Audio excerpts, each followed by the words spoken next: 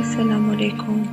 رب وہ کریم ذات ہے جو ہر حال میں بندوں کا ہاتھ تھام لیتی ہے، گرنے سے بچا لیتی ہے، اور اس پر کامل یقین ہی قلبی سکون کا باعث بن جاتا ہے۔ یہ کہنا بہت آسان ہے کہ جاؤ میں نے آپ کو معاف کیا، خوش رہو، لیکن حقیقتاً کسی کی تلخ باتوں کو بھلانا بے حد مشکل ہے۔ آپ نہ یاد کرنا چاہے تب بھی وہ باتیں یاد رہتی ہے۔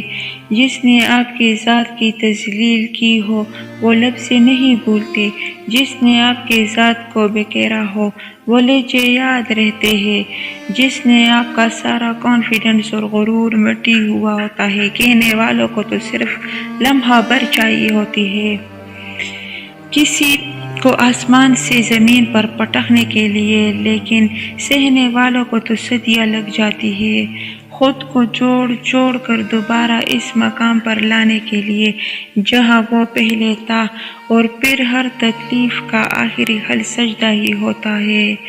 یہ دنیا فانی ہے، اس دنیا کے غم بھی مستقل نہیں ہے۔ صبر و تحمل کا دامن تام کر چلے، جو انسان آپ کے ساتھ جیسا چل رہا ہے چلنے دے، کسی کو مت پرکھے ورنہ دکھ آپ کو ہوگا۔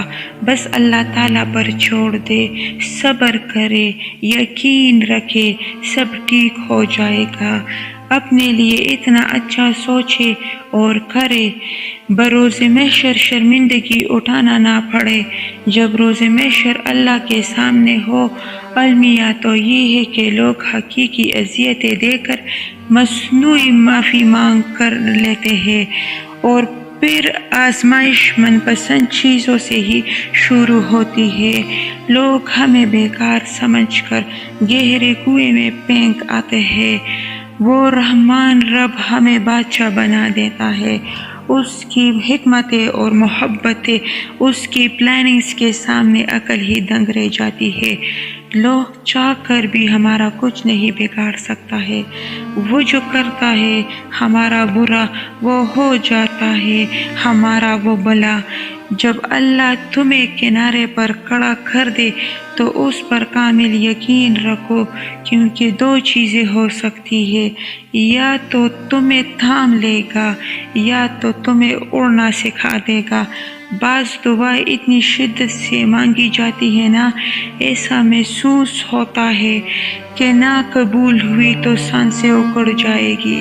جب روشنی کے سفر پر زندگی چلتی ہے نا، تب دل اللہ کے فیصلوں پر آہستہ آہستہ ثابت ہوتا چلا جاتا ہے۔